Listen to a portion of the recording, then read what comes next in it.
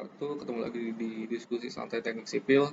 Kali ini kita mau bahas salah satu ada kejadian lagi ya atau pesantren yang rubuh yang memakan satu korban jiwa, yaitu untuk pesantren Salafiyah Syafi'iyah Syekh Abdul Qadir Jailani di Situbondo. Jadi kalau saya cari di Google Earth, ini lokasinya. Jadi bangunan yang rubuh itu yang ini. Bangunan ini sebelumnya pernah direnovasi ya, karena atapnya awalnya sebelumnya pelananya dua arah, ini horizontal, ini vertikal. Lalu tahun 2024 itu udah jadi horizontal semua, atapnya gentengnya baru juga, kayak gitu ya. Kita nggak tahu apakah ada renovasi ke area dalam-dalamnya. Nah ini lokasinya di sini.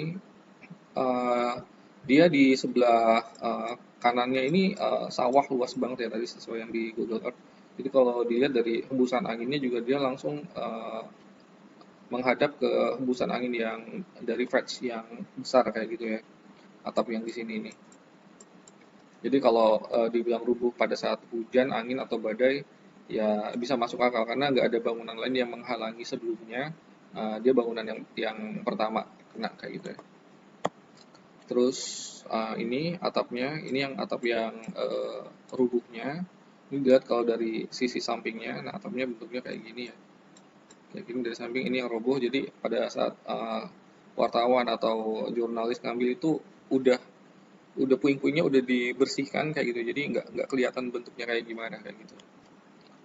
Terus, nah ini kalau dari depan. Nah kalau dari depan ini ada tambahan, kelihatan tambahan kolom-kolom ya kan. Nah, atapnya itu bentuknya jadinya pelana, ngikutin yang belakangnya kayak gini.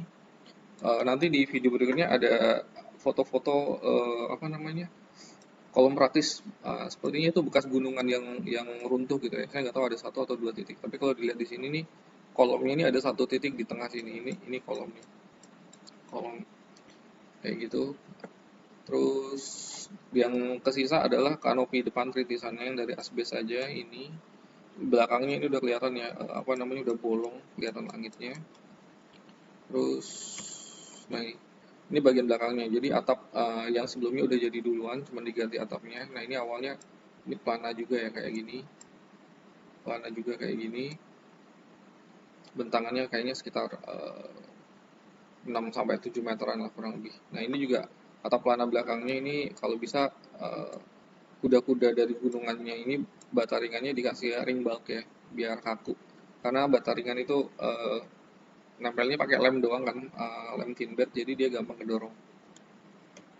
Terus, nah ini yang bagian depannya yang ngadep langsung ke sawah, yang langsung ke sawah. Jadi kalau dilihat tuh di sini ada retakan-retakan ya, kayak itu.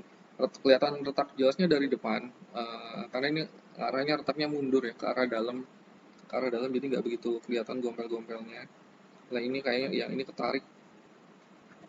Terus, nah eh kalau dilihat dari foto-foto berikutnya nanti ada bekas potongan eh, kolom praktis gunungannya si kuda-kuda ya. Terus dia letaknya horizontal, berarti dindingnya kedorong gitu ya, kena momen kayak gitu, dindingnya kedorong ke arah sini, ke arah dalam dari luar ke dalam. Nah ini dia letak horizontal, dindingnya kedorong ke arah ke dalam ke sana. Yang kolom yang di depan ini tadi juga kita nggak bisa jawab apakah ini beton atau bukan gitu ya. Soalnya kalau beton misalnya nyambung ke uh, kolom praktis atasnya, harusnya kolom praktisnya tidak mudah patah. Terus ini bagian depan ini kelihatan apa namanya retaknya arahnya mundur ke sana, jadi dindingnya kedorong ke arah dalam, nggak masalah sih sebenarnya. Terus ini ada puing-puing dari beberapa video gitu ya, nunjukin puing-puing kayu. Jadi separuh gunungan, terus beberapa meter pakai kuda-kuda kayu. Nah ini apa namanya atapnya genteng ya, atap genteng merah, genteng tanah. Terus ini kuda-kudanya kita nggak tahu ini yang atas sebelah sini atau yang sebelah sana yang atasnya. Yang atasnya ada yang satu panjang, ada yang satu pendek kayak gitu. Berarti oh sorry, satu panjang, dua pendek, berarti satu yang di tengah kayak gitu kan ya, dua kanan kirinya kayak gitu seperti tadi yang di sebelumnya. Terus nah indikasinya adalah atau praduganya ada dugaan sementaranya adalah jadi si gunungan ini dia kena beban angin ya, dia kena beban angin kayak gitu kan ya. Entah kenapa si dinding ini bergerak ya kan, bergerak terus retak di sini, retak di bawahnya. Bisa jadi tidak ada ikatan angin yang menahan kayak gitu kan ya, nggak ada ikatan angin sehingga dia mudah bergerak kayak gitu. Kalau misalnya ada ikatan angin harusnya dia ketahan, atau bisa jadi ikatan anginnya udah ada tapi kuda-kuda belakangnya juga apa namanya, eh, nggak sanggup menahannya gitu loh. Jadi nggak nyampe ujung ikatan anginnya.